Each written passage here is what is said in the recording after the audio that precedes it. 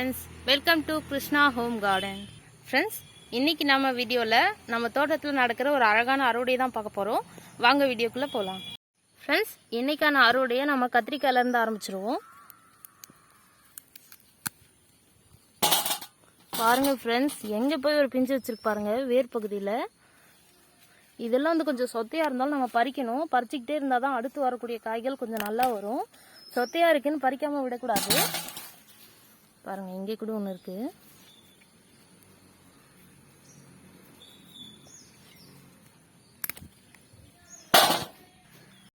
பாருங்கள் ஃப்ரெண்ட்ஸ், இந்த வேர் பகுதியில் தான் இப்போ நிறைய காய் வைக்கிது.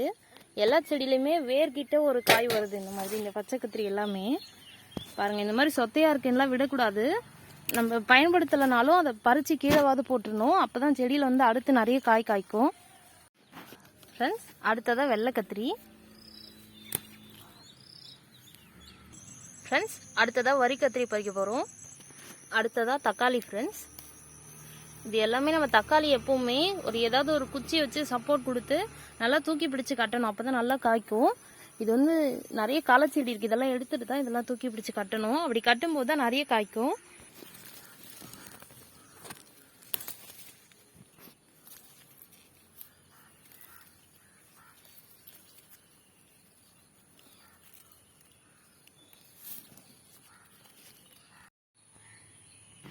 ஃப்ரெண்ட்ஸ், அடுத்ததாக சுரைக்காய். ஃப்ரெண்ட்ஸ், அடுத்ததாக கொஞ்சம் கருவேப்பிலை பறிக்க போகிறோம்.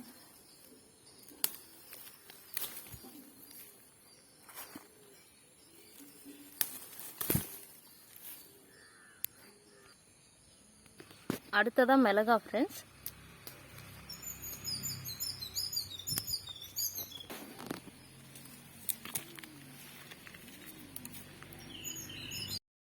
ஃப்ரெண்ட்ஸ், இங்கே மிளகாய் செடி கூட ஒரு உருளைக்கிழங்கு செடி இருக்குது. பாருங்கள் ஃப்ரெண்ட்ஸ், கிழங்கெல்லாம் மேலவே தெரியுது. இதோ பாருங்கள், இங்கே கூட ஒரு கிழங்கு இருக்குது. இதோ பாருங்கள், இங்கே ஒரு கிழங்கு.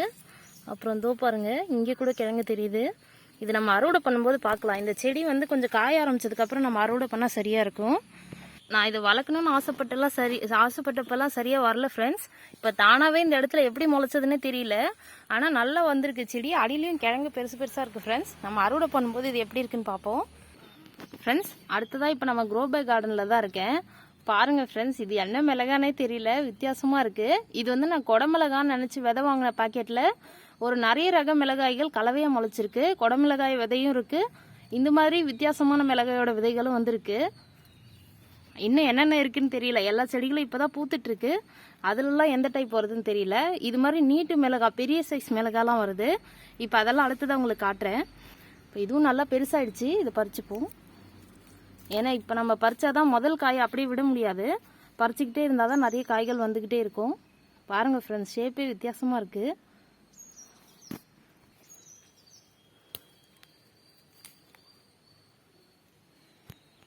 ஃப்ரெண்ட்ஸ், அடுத்ததாக சில வெண்டைக்காய்கள் இருக்குது. இது வந்து தானாக இங்கே பக்கத்தில் இருந்த செடியிலேருந்து விதை விழுந்து முளைச்சிருக்கு. எதுக்கு இதை வேஸ்ட் பண்ணணும், இதையும் பறிச்சுப்போம். ஃப்ரெண்ட்ஸ், அடுத்ததாக நம்ம அறுவடை பண்ண போகிறது இந்த கோஸு தான். பாருங்கள், ரொம்ப சூப்பராக வந்திருக்கு ஃப்ரெண்ட்ஸ். இதை பற்றின வீடியோ வந்து இப்போ தான் சமீபத்தில் போட்டோம். முட்டைக்கோஸ், காலிஃப்ளவர் வீட்டு தோட்டத்தில் வளர்க்குறத பற்றி. இது வளர்க்குறதுல பெருசாக எந்த பிரச்சனையும் வரல ஃப்ரெண்ட்ஸ். அப்படியே வந்தாலும் நம்ம ஈஸியாக சரி பண்ணக்கூடியது தான். நம்ம வீட்டிலே ஈஸியாக தயாரிக்கக்கூடிய இயற்கை பூச்சி விரட்டிகளை பயன்படுத்தி ரொம்ப சூப்பராக வளர்க்கலாம். இதை கத்தி வச்சு தான் கட் பண்ணும் ஃப்ரெண்ட்ஸ்.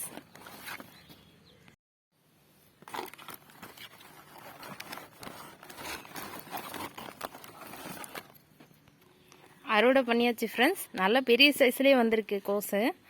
பாருங்கள், இந்த சைஸ் க்ரோ பேக்கில் தான் நடவு பண்ணியிருக்கேன். ஃப்ரெண்ட்ஸ், நான் சொன்ன நிறைய ரக மிளகாய்களில் இதுவும் ஒன்று. பாருங்கள், பஜ்ஜி மிளகாய் கலரில் இருக்குது. ஆனால் ரொம்பவே பெருசாக இருக்குது. இது வந்து ரொம்ப பிஞ்சு தான். இன்னும் எவ்வளோ பெருசாகுதுன்னு நம்ம பார்ப்போம், விட்டு பார்க்கலாம். ஃப்ரெண்ட்ஸ், அடுத்ததாக அவரைக்காய் அறுவடை பண்ண போகிறோம். ஃப்ரெண்ட்ஸ், இப்போ அடுத்ததாக முருங்கைக்காய் பறிக்க போகிறேன். இந்த மரம் ரொம்ப நாளாக காய்க்காமல் இருந்து இப்போ தான் ஃப்ரெண்ட்ஸ் காய்க்குது. இப்போ நான் இந்த முருங்கைக்காயை பறிச்சுட்டு காட்டுறேன் உங்களுக்கு. ஃப்ரெண்ட்ஸ், அடுத்ததாக கொய்யாப்பழம்.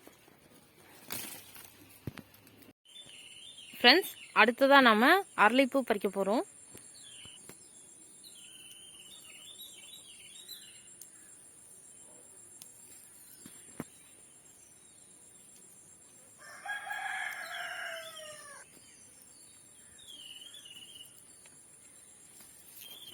ஃப்ரெண்ட்ஸ், அரளிப்பூக்கு அடுத்ததாக ரோஜா.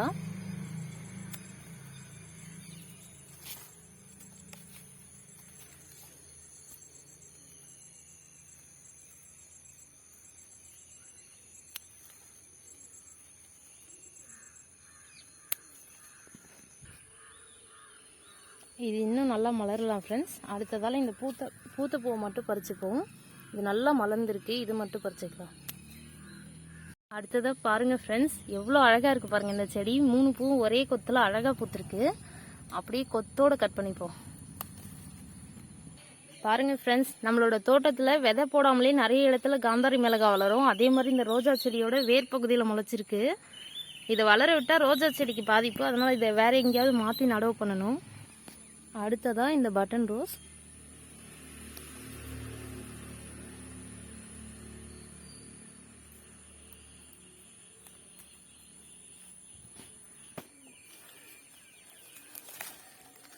அடுத்ததாக விரிச்சி பூ ஃப்ரெண்ட்ஸ்.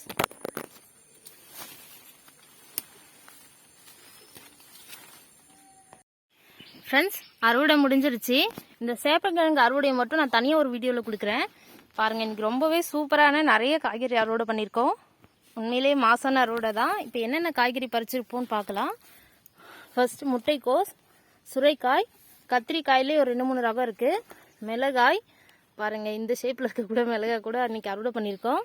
அடுத்தது தக்காளி, முருங்கைக்காய், அவரைக்காயிலே நிறைய ரகம் இருக்குது. அடுத்ததாக ரோஜா, விரிச்சி, அரளிப்பூன்னு நிறைய பூக்கள் அறுவடை பண்ணியிருக்கோம். அடுத்ததாக சேப்பக்கிழங்கு, பழங்களில் கொய்யா, ப்ளம்ஸ் அறுவடை பண்ணியிருக்கோம். ஓகே ஃப்ரெண்ட்ஸ், இந்த வீடியோ உங்களுக்கு பிடிச்சிருக்குன்னு நினைக்கிறேன். அடுத்ததாக இன்னொரு இன்ட்ரெஸ்டிங்கான வீடியோவில் பார்க்கலாம். வீட்டு தோட்டத்தை பற்றின பயனுள்ள தகவல்களை தெரிஞ்சுக்க கிருஷ்ணா ஹோம் கார்டன் யூடியூப் சேனலை சப்ஸ்கிரைப் பண்ணி சப்போர்ட் பண்ணுங்கள் friends. Okay friends, thank you. Thanks for வாட்சிங்.